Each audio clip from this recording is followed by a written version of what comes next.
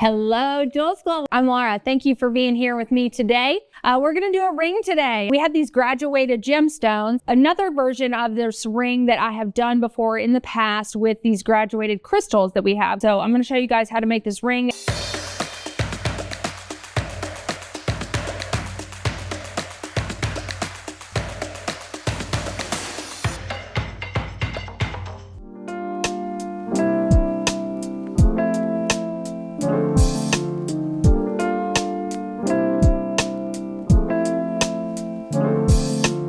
Tool-wise, we don't have a ton.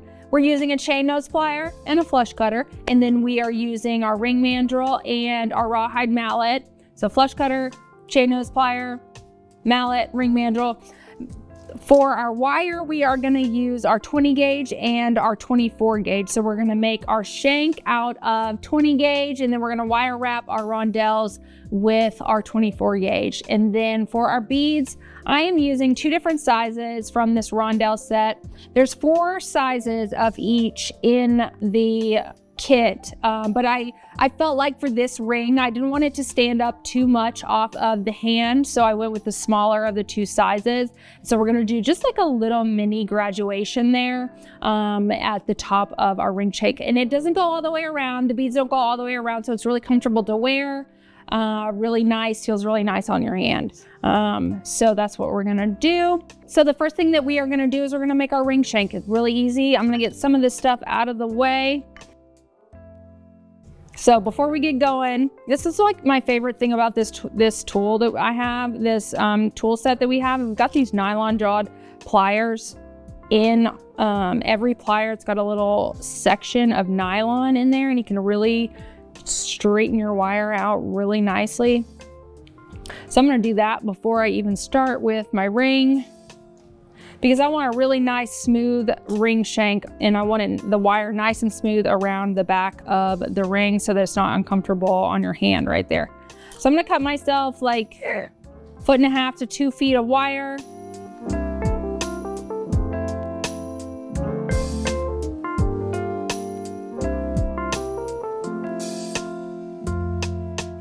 So then we're gonna grab our ring mandrel and whatever size we want. So say we want an 8 for our ring. So we are going to start at an 8. So we're gonna start our ring at an 8. It's gonna shrink a little bit, and then we're gonna stretch it out, and then we're gonna wire wrap some beads on it. That's gonna take a little bit more space. So we're gonna stretch it like a little bit past an 8 so that we can, so that we have room to wire wrap our beads onto it.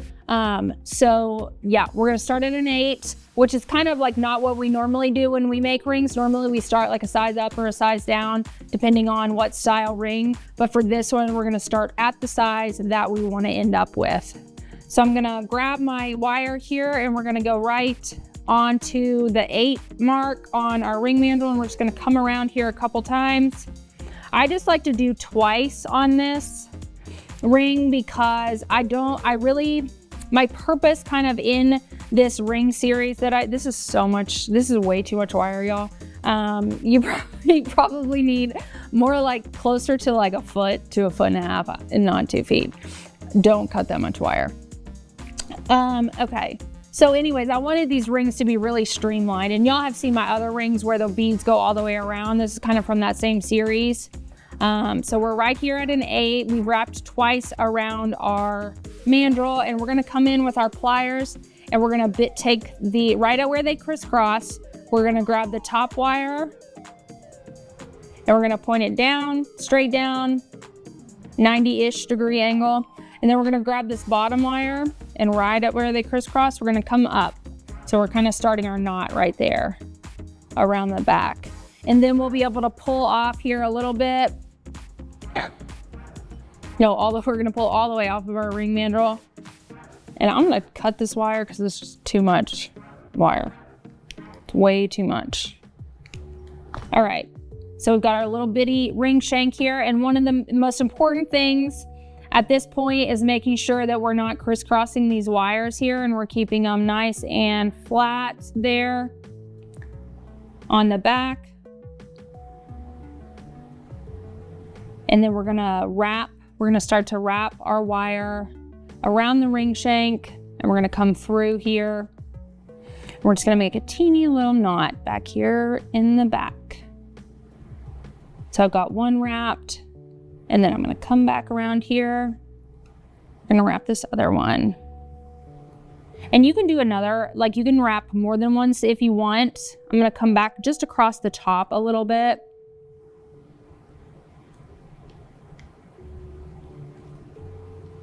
There we go. So I don't want that knot to be too bulky back there, and we're gonna stretch this out so that the knot really kind of pulls together and gets real tight back there. But just enough to give you some security back there. And then we're gonna trim these little guys off here. And I'm just gonna tap my tails down with my pliers, and we're gonna put this back on our mandrel. And see, we're all the way back up at a 7 now.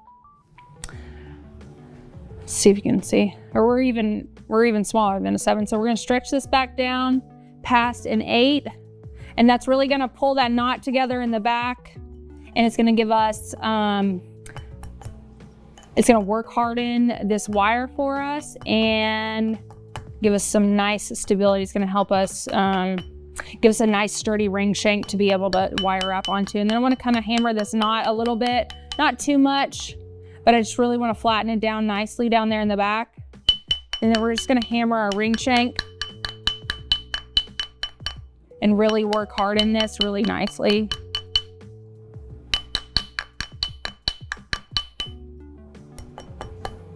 And just continue to tap around your mandrel and get it stretched out. And then we're gonna come back up, pop this off, and we're gonna flip it over and slide it back down on your mandrel and do the same thing from the other side. That's really important, especially with these rings that have a lot of wire exposed in the back. You wanna make sure that you are, you're kind of stretching from both sides because your mandrel's tapered. If you don't, you're gonna end up with one piece of wire that's like a little bit bigger than the other, and it's gonna kind of stick out, and it just bothers me. And it kind of just makes your ring look a little funky. So we want to make sure that we're stretching from both ways. So just get this some taps, twirl it around. And then again, we're gonna work harden.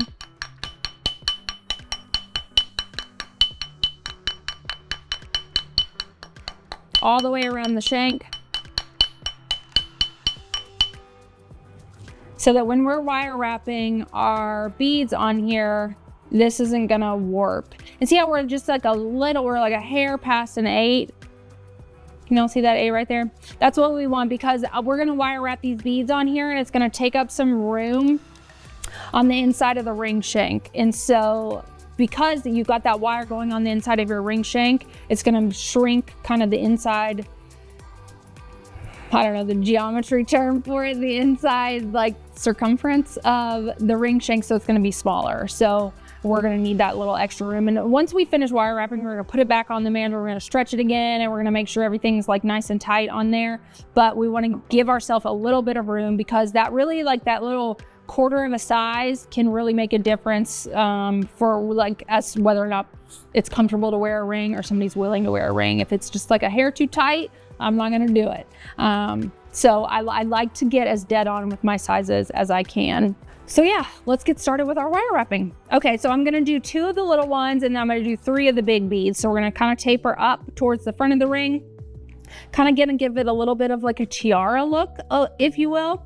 Like from the side, it kind of, you know, steps up into like a little bit of a tiara look.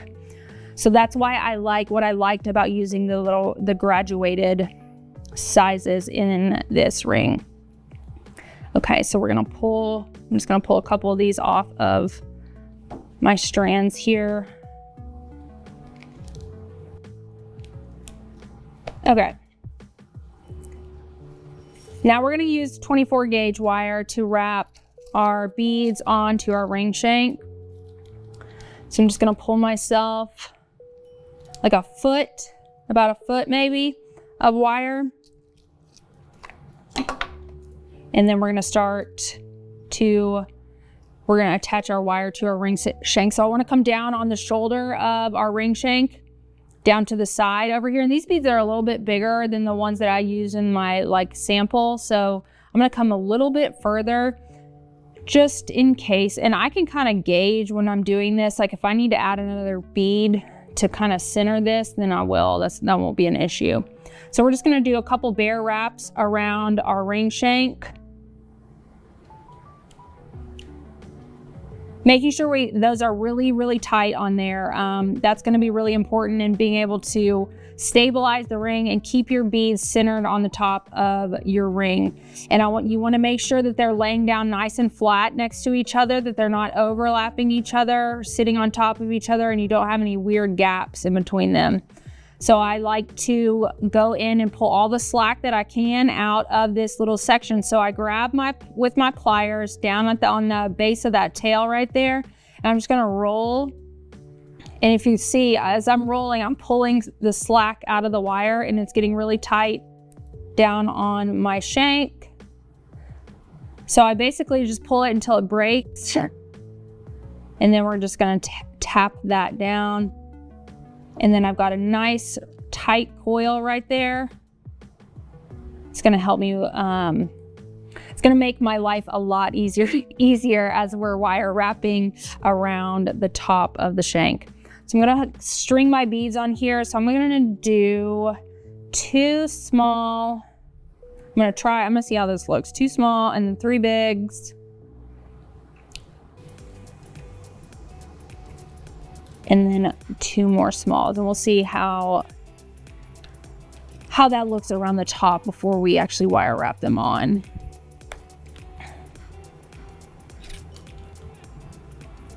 Okay, I think that's gonna be a good amount. Okay, so I've got those strung on there. This is one of those projects where you can, one thing I like to do is I kind of like to load up my wire with my beads. When I'm doing a wire wrapping project like this that's really repetitive, and I've got a lot of beads, I don't want to have to pick up and put down my project and find a bead and string it. Like, I want to string as many as I can and get my wire loaded up so that I can start wire wrapping and kind of get in a zone with it. My wire wraps just end up looking better whenever I do that. When I can wire wrap an entire section without having to stop, that it just ends up looking better. If I have to stop, I can always tell where I've stopped. So I try to avoid that as much as possible. So I've got them strung on here, and I'm just gonna curl up the end here so that they don't fall off. And we're gonna start wrapping. All right, so the first thing we're gonna do is we're gonna drop a rondelle down on our ring shank. And we just wanna nestle it down onto those 2 pieces of wire. And then we're gonna come through. That's the great thing that I like about using the 2 pieces of wire, is because it creates a valley right there that the edge of your bead can sit down in. If I had 3 pieces of wire, then there wouldn't be a central point for my bead to rest on. So one would go to one side, one would go to the other side, and you wouldn't have like a real straight line as they come across the top. So anytime I'm doing a ring like this where I'm wire wrapping onto the shank like that, I want 2 pieces of wire. You can bulk it up with 18 gauge or 16 gauge wire for your shank if 20 gauge is too thin for you, but only do 2 wires. Otherwise, you're gonna have the hardest time getting your beads centered on your shank there. So then we're gonna do a bear wrap in between. I always do a bear wrap in between. It just helps to stabilize my wire wrapping. And then we're gonna drop another bead down. And then do a bear wrap. And I just like to make sure I'm holding on to my beads and I'm pulling as tight as I can. I want as little movement in these as possible. Like, there's almost no movement there.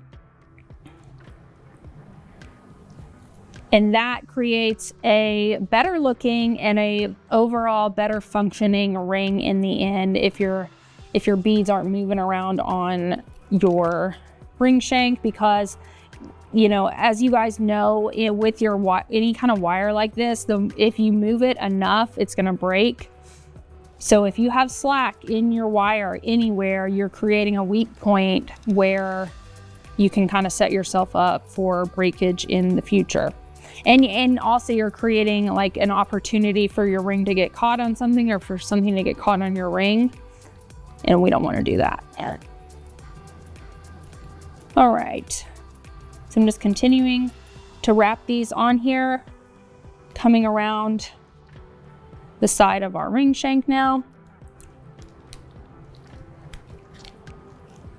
And now I'm back down to my little guys. Shoot. And I got one more.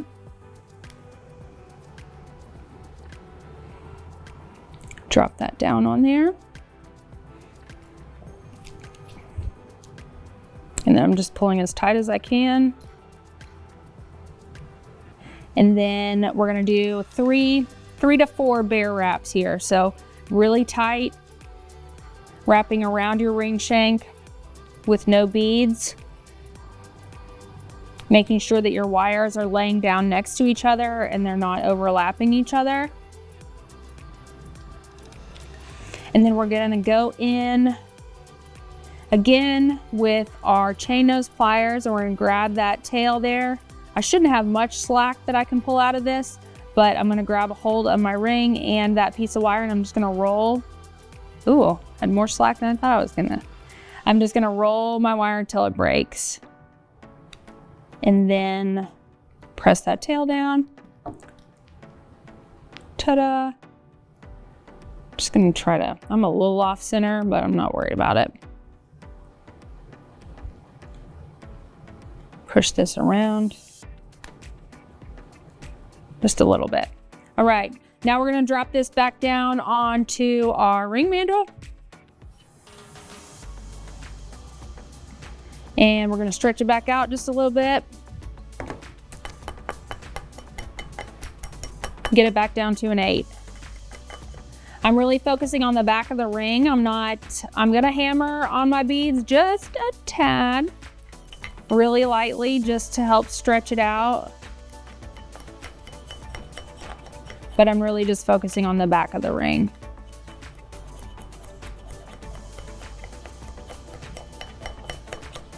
And again, we're gonna take this off. And we're gonna come around, flip it, do the same thing from the other side.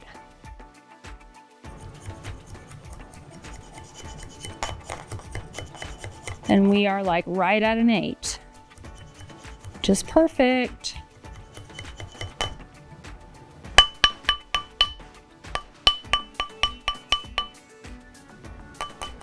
All right, y'all. I think we're done. Just gonna slide this off. We're done, y'all. I think she's cute. See if I can get it on. Ugh, Lord. See, it's really comfortable. It doesn't take up, like there's no beads on the side, so it's not uncomfortable to wear. And it's just like a little hint of color. You can stack, you can do all kinds of fun stuff. Hey guys, thanks for joining me today. I hope you enjoyed today's demo. If you need any of the tools and supplies that we used today, check out the links in the description below. And while you're down there, I want to know, are you more of a natural gemstone girl or do you like crystals like I do? Let me know in the comments, and don't forget to like, subscribe, and ring that bell so you don't miss any future videos. Bye, y'all.